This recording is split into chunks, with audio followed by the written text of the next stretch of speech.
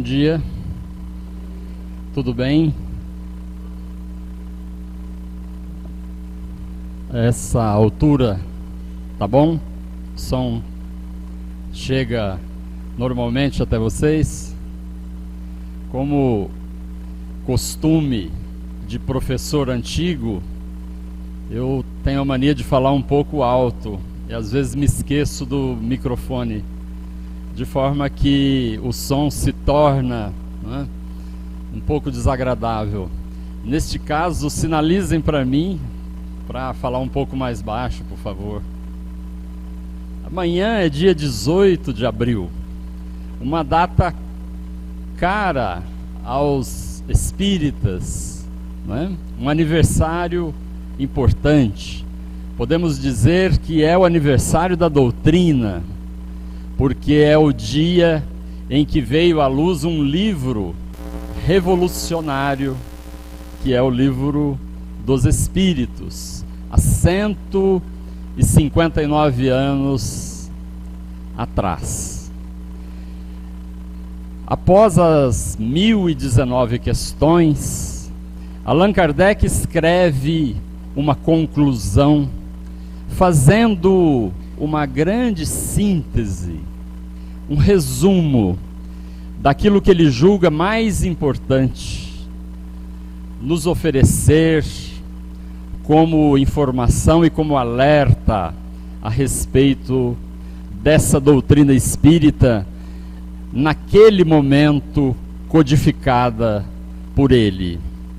Ele diz: em resumo, se pode observar o espiritismo sob 3 aspectos. O aspecto das manifestações, que é o primeiro, as manifestações mediúnicas. Em segundo lugar, os princípios delas derivados, os princípios filosóficos, os princípios morais, que se consagravam como conteúdo daquelas manifestações. E em terceiro lugar, a prática desses princípios. Nós temos aí, portanto, um desenho muito claro que nos permite compreender 3 posturas dos próprios espíritas perante a doutrina. E essas 3 posturas também são delineadas por Allan Kardec. O primeiro desenho é daquele que crê nas manifestações. Ele crê na mediunidade. Ele crê que os espíritos realmente sobrevivem à morte e podem estar em contato conosco sob as mais diferentes formas. É, portanto, o estatuto da crença. O segundo desenho de comportamento do espírita previsto por Kardec é daquele que considera o conteúdo, que considera os princípios morais ali expostos, que os aceita, que os respeita, que os considera válidos. De fato, o conteúdo moral trazido por aqueles espíritos, através de centenas de médiuns espalhados pela França e pela Europa, o conteúdo é absolutamente fiel e coerente com a moral de Jesus, com a moral cristã. Então, o segundo desenho é de quem compreende e aceita isso como verdade. O terceiro perfil do espírita, segundo Allan Kardec, é daquele que pratica esses princípios, ou que pelo menos se esforça por praticar. Como está lá no Evangelho, e não nos cansamos de ler repetidamente, para ver se interiorizamos a lição, Disse Kardec que o espírita verdadeiro é reconhecido pela sua transformação moral ou pelo esforço que faz para domar as más tendências e inclinações, pela transformação e pelo esforço. Exatamente esse tríplice aspecto que nós gostaríamos de relembrar hoje, às vésperas desse 18 de abril. Emmanuel escreveu um livro chamado A Religião dos Espíritos, por intermédio de Chico Xavier. E é justamente o livro que Emmanuel dedicou ao livro dos Espíritos, procurando comentar à moda Emmanuel, aquela maneira que nós conhecemos, não é? Muito didática, muito clara de exposição, algumas das principais questões do livro dos Espíritos. E o que ressalta do livro de Emmanuel é que, de fato, a religião dos Espíritos tem que ser compreendida na sua prática. A religião dos Espíritos é uma diretriz prática de vida, é uma bússola moral, é um roteiro a nos mostrar o caminho que devemos seguir. Emmanuel nos diz que a religião espírita, ou a religião dos espíritos, como ele faz questão de dizer, está acoplada à compreensão do bem, está compromissada de maneira indissolúvel ao bem. E, em terceiro lugar, a religião dos espíritos está compromissada com o outro, com as necessidades do outro, com o próximo, portanto, com o amor ao próximo. Nós temos aí, então, uma forma ou uma visão muito clara do que é a religião espírita, ainda que inicialmente Allan Kardec não utilizasse esse rótulo de maneira explícita. Nós temos uma visão do que realmente significa ser espírita. Outro dia, há uma semana ou duas, tive a oportunidade de ler na Folha de São Paulo uma coluna de Hélio Schwartzman, um jornalista judeu, que comentava uma pesquisa feita em 6 países, entre os quais não se encontrava o Brasil, segundo ele. Uma pesquisa feita com 1.170 crianças, em lares, educadas em lares religiosos e também em lares não religiosos. Não sabemos detalhes de como essa pesquisa foi feita, como é que foi o critério de observação da conduta dessas crianças, que tipo de pergunta, enfim, foi realizada. Mas o que diz o jornalista é que o resultado foi o seguinte: as crianças de lares tidos como religiosos, cujos pais, portanto, cuja família segue uma religião, essas crianças foram consideradas, no final da pesquisa, como menos generosas, menos tolerantes do que crianças educadas em lares não religiosos. Sinceramente, nós não sabemos o grau de confiabilidade dessa pesquisa, porque desconhecemos os seus métodos. De qualquer forma, ela nos faz pensar. E nos faz pensar, voltando os nossos olhos, não para os nossos conhecidos ou até amigos de outras religiões. Nos faz pensar sobre a nossa religião, sobre nós mesmos. Será que os nossos filhos figurariam nesse conjunto que foi definido como menos generoso, menos tolerante, portanto, com menor disponibilidade de amor ao próximo? Mas vamos olhar para o espelho. Nós nos enquadraríamos como? Entre os mais generosos ou os menos generosos? Entre os mais tolerantes ou os menos tolerantes? Essa é uma questão que temos que levar para nós mesmos. Temos que pensar que tipo de adesão nós temos à nossa doutrina dos Espíritos.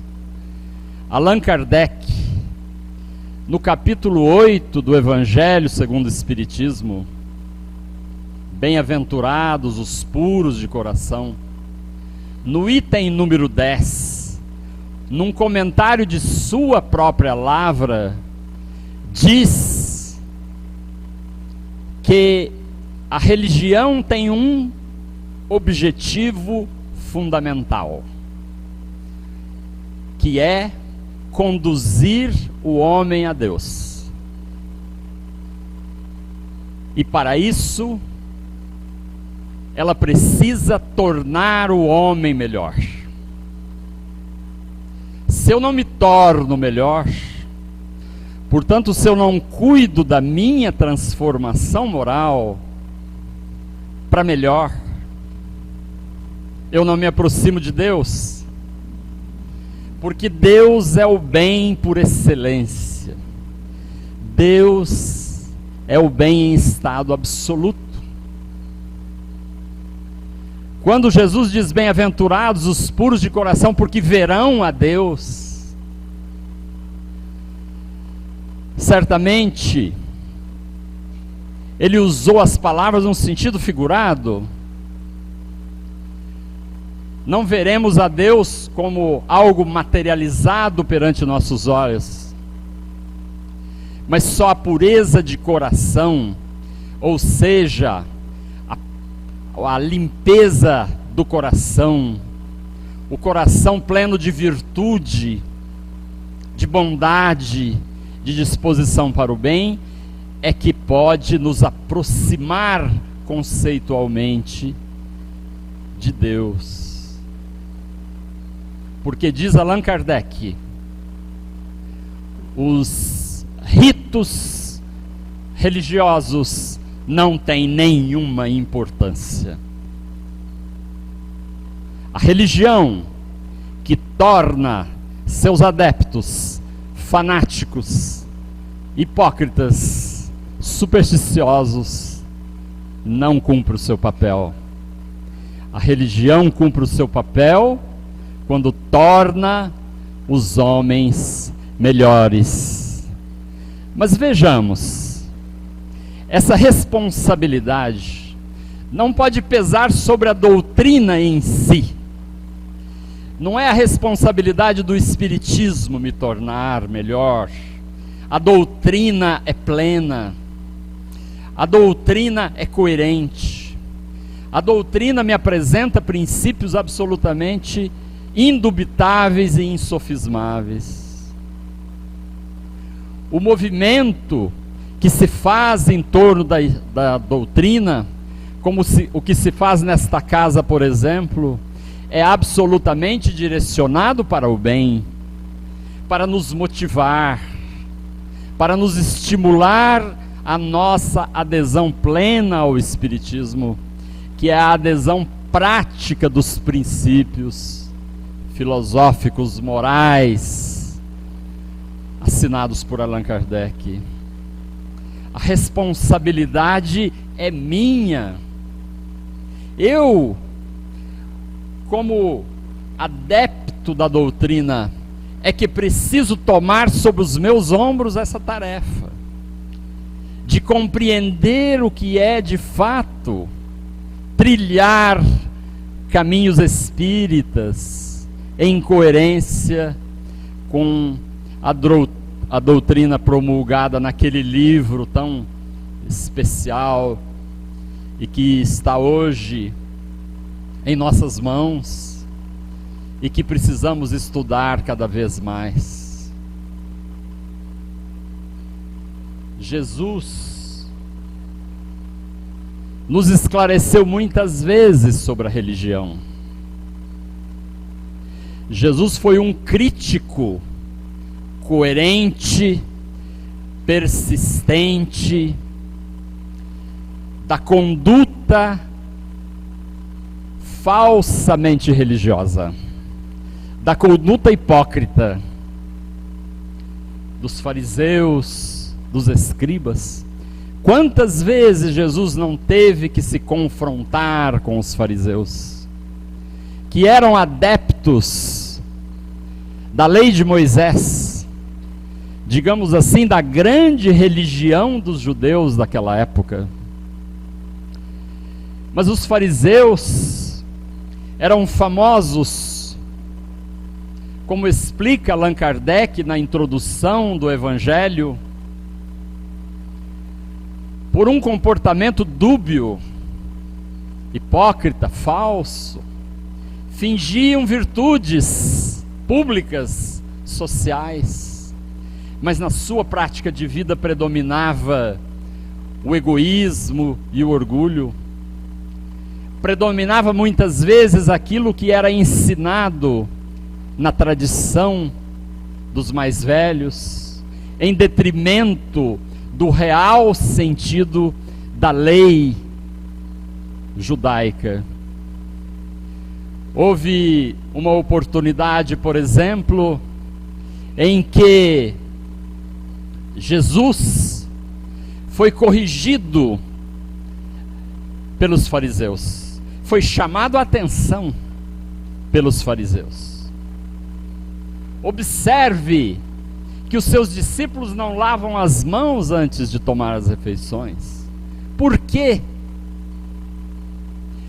E o sentido da pergunta é que para os tradicionais fariseus aquilo era uma afronta, aquilo era tomado como uma atitude antirreligiosa, antimosaica.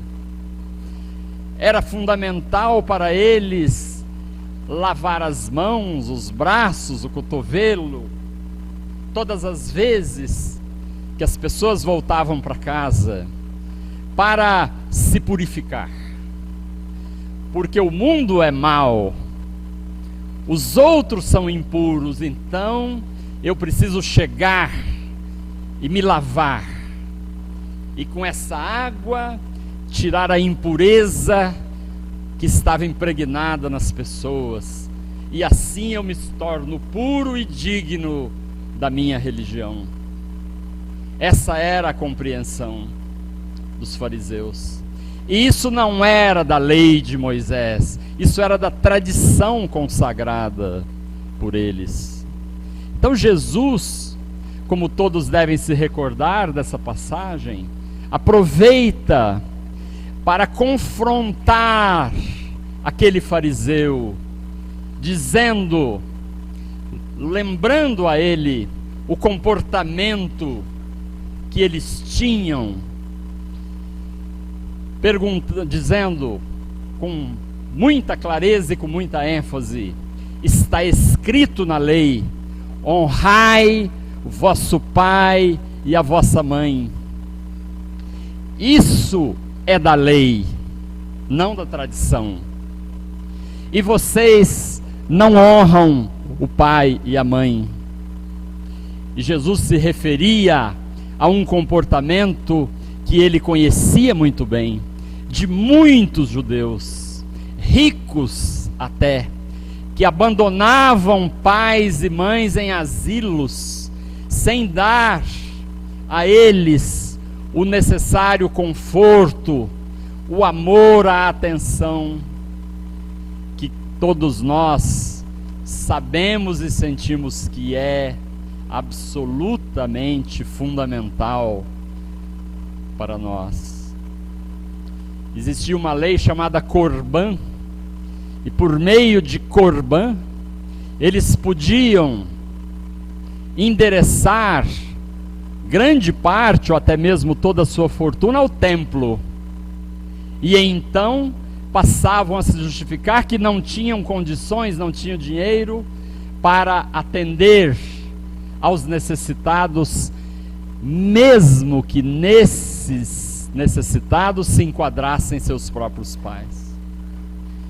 Vamos observar então a didática, a clareza desta lição.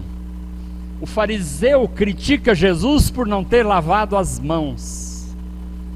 Jesus então se vê obrigado a lembrar um comportamento moral absolutamente criticável, que é o de não honrar os próprios pais, ferindo de uma maneira frontal a lei do amor ao próximo, que é uma lei que está em Moisés, está no livro Levíticos, amar o próximo como a si mesmo, e que Jesus atualizou de uma maneira extraordinária.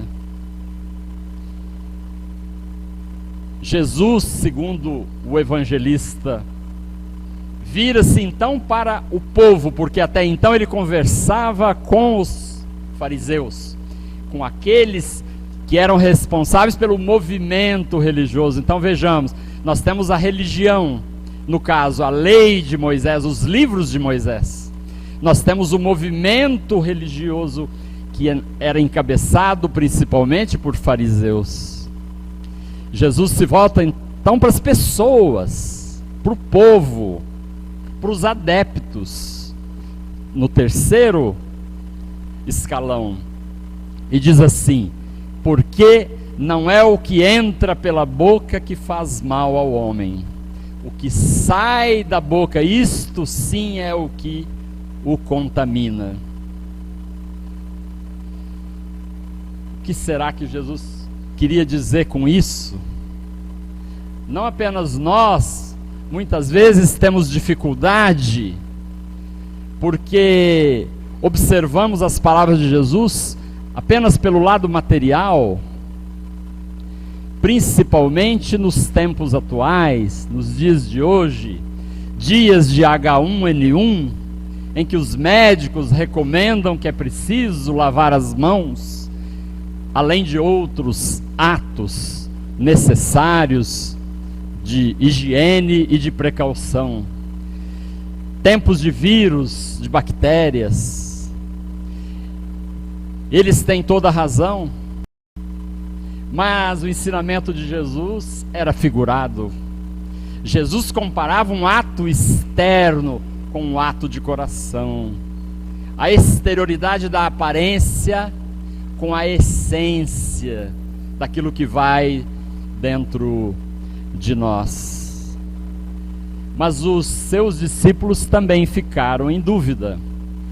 E um pouco depois, diz o evangelista, eles pediram a Jesus que explicasse aquela sentença enigmática. Ou seja, como se fosse uma equação matemática, é preciso resolver a equação, é preciso explicar aquilo. E Jesus explicou com muita clareza. Aquilo que entra nem sempre faz mal. Do ponto de vista físico, por exemplo, não é?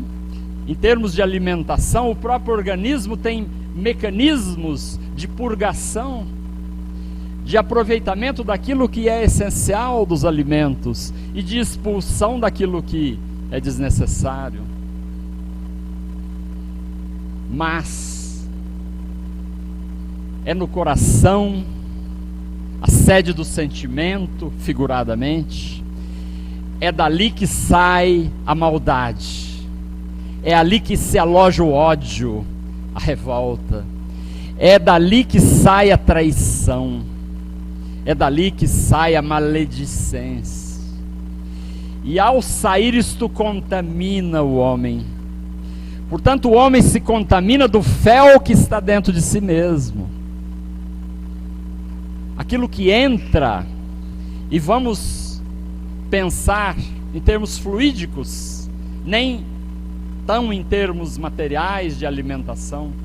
Aquilo que nós recebemos, nós podemos filtrar. Nós temos um anteparo. Se alguém quer me ofender, eu posso não me deixar ofender. Eu tenho como me proteger, desde que o coração esteja puro, desde que o coração esteja limpo de maldades, de más intenções, desde que o coração esteja higienizado desse amor próprio excessivo que tanto mal nos faz, que nos torna melindrosos, sensíveis a qualquer coisa, qualquer gesto, qualquer palavra, qualquer atitude, e nos tornamos ofendidos de morte, e queremos a reparação.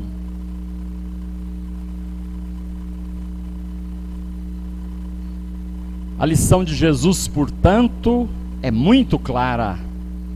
A adesão à religião verdadeiramente não é a adesão externa dos rituais, não é o lavar as mãos,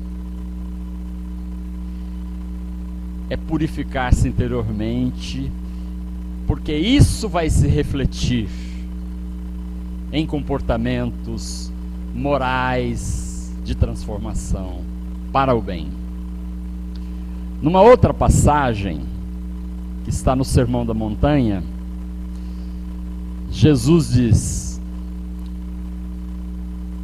ouviste o que foi dito, não matarás. Eu, porém, vos digo que aquele que se encolerizar em relação a seu irmão será réu de juízo. Não matarás. É a proibição moral do homicídio. Porém, essa palavra é muito presente, como nós sabemos, nos ensinos de Jesus, quando ele atualiza a lei. Não vim destruir a lei, mas complementá-la naquilo que é fundamental. Porém, o ato de cólera, a ira, a raiva manifestada por palavras, por gestos, isso também é um pequeno assassinato. No mínimo, quando nós nos encolerizamos, nós assassinamos a paz. Nós contaminamos as vibrações do ambiente. Nós perturbamos o trabalho de espíritos amigos que muitas vezes se postam em nossa família ou ao nosso lado, no nosso trabalho ou na rua, para nos auxiliar, para tentar nos conter, nos intuindo. É um pequeno assassinato. Por isso Jesus diz: será réu de juízo. É um homicídio figurado. E continuando esta lição do Sermão da Montanha, Jesus diz assim: e quando fores entregar a tua oferta no altar, se te lembrares de que alguém tem algo contra ti, quando estiveres no altar para fazer a tua oferta, e aí, naquele momento da oferta, eram ofertados animais ou vegetais, não é? Certas plantas, certas ervas, ofertava-se o dízimo. Era da tradição dos fariseus. A oferta. O altar era uma mesa. Era a mesa em que se deixava a oferta. E aí, você se lembra de alguém, né, que tem algo contra você, ou que você ofendeu, ou que te ofendeu, e se te ofendeu é porque tem algo mal postado nessa relação. Alguém de quem você está com raiva, alguém que te maltratou, que te destratou. Você se lembra, aí você se lembra. Esse aí você se lembra. Faz o que? Diz Jesus. Deixa a oferta. Não faça a oferta, deixa a oferta. Vai lá, reconcilia-te com ele, depois volta e faz a oferta. Olha que lição didática, clara nos faz Jesus. Não é para ser entendida ao pé da letra, não é? Imagine que eu agora, nesse momento que eu acabei de falar isso aqui, eu me lembro de alguém que não está satisfeito comigo por alguma razão, em que há uma relação, não é? Não tão positiva e tão clara como eu gostaria. Alguém que eu ofendi. Então eu vou pedir licença aqui. Vou colocar o microfone. Vou correndo lá me reconciliar e volto aqui para continuar a palestra. É claro que não é isso. Não é ao pé da letra. Eu estou na minha casa, eu abro o evangelho porque eu quero fazer prece. Aí eu me lembro de uma situação, fecho o evangelho correndo, vou lá, porque depois... O que Jesus está colocando é a questão de prioridade. O que nós temos que priorizar são as ações, não os ritos, não as exterioridades. Porque lavar as mãos é muito fácil. É a parte fácil. O rito é a parte fácil da religião. Rezar neste ou naquele horário, de pé ou sentado ou deitado, não é? Fazer isto ou aquilo, isto é fácil. Dar o dízimo é fácil. Venho aqui e vou dar uma contribuição, não é? Às obras encabeçadas pela casa, não é? É fácil, mas é preciso entender que não é isso que me torna alguém absolutamente compromissado com a doutrina. A prioridade é a minha ação, o meu comportamento. Isso é que Jesus nos ensinava ali dizendo: deixa a tua oferta, vai lá, depois volta, colocando-nos a importância na escala real que deve ter a ação, não é? Porque na verdade, qual é a oferta que nós espíritas temos que fazer? Vejam bem, aqui não tem mesa, nós não trouxemos nenhum animal para sacrificar aqui, não trouxemos nenhuma oferta de outra ordem, nós não temos esse ritual, não temos altar de outra espécie também de adoração, mas temos um altar que é a nossa consciência. Esse é o nosso altar.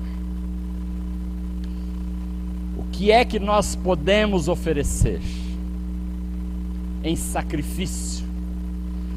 Porque havia os sacrifícios oferecidos para aplacar a ira de Deus. Para agradar a Deus precisava-se sacrificar ovelhas, por exemplo. O que nós estamos dispostos a sacrificar? Na verdade, se nós fomos até o nosso irmão, nos reconciliamos com ele, nós já estamos sacrificando o nosso egoísmo e o nosso orgulho e o nosso amor próprio. Esse é o sacrifício real, em nome da virtude cristã, em nome da virtude moral espírita. É esse sacrifício do ego, desse ego agigantado que muitas vezes nós trazemos e que nos torna tão sensíveis, tão melindrosos, sujeitos a atitudes tão negativas de cólera e outras tais. Quando Jesus nos pede para ir reconciliar,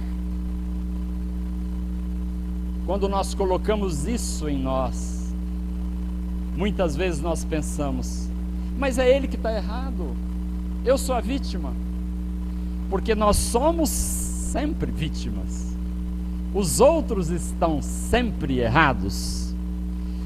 Jean Paul Sartre tem uma frase que ficou famosa, que é muito repetida na filosofia: o inferno são os outros, a vida é uma maravilha, os outros é que estragam. Mas eu convivo é com os outros, a vida só faz sentido com os outros. Quem são os outros? É o próximo. Que o doutor da lei não entendia. Quem é o próximo, mestre? Quando Jesus falou do samaritano, são os outros. Não importa se eu estou certo, ele está errado. Eu preciso ir além dessa relação comezinha de justiça, pão, pão, queijo, queijo, lei de talião. Ele que errou, então ele que tem que vir se ajoelhar aos meus pés e pedir desculpa. E aí eu vou pensar se eu vou fazer a concessão de perdoá-lo. Não, nós precisamos dar um passo além. No livro dos Espíritos, questão 873, os Espíritos dizem a Kardec que não existe verdadeira justiça sem amor. Para fazer justiça é preciso fazer mais, é preciso ir além, e não ficar fazendo conta nessa matemática, eu que tenho razão, ele não tem. Precisamos exercitar o amor em nome da paz, porque é isso de que nós precisamos. Numa reunião final, numa empresa, combinaram de fazer um amigo secreto, naquela forma em que os presentes ficam na mesa, sorteia-se a ordem das pessoas que vão pegar o presente, mas quem pega um presente tem o direito de trocar com o outro que já pegou anteriormente. A chefe, a gerente daquela sessão era espírita, tida como uma boa pessoa, de bom comportamento. Naquele dia todos se reuniram, os presentes na mesa, e ela ficou observando o comportamento de todos. E uma funcionária das menos graduadas olhava para um pacote que provavelmente era uma sacola de chocolate, de uma marca que ela gostava, que ela tinha vontade de comprar, mas não tinha dinheiro. Então quando ela viu aquela sacola, ela pensou, é esse, a hora que chegar a minha vez eu vou pegar esta sacolinha.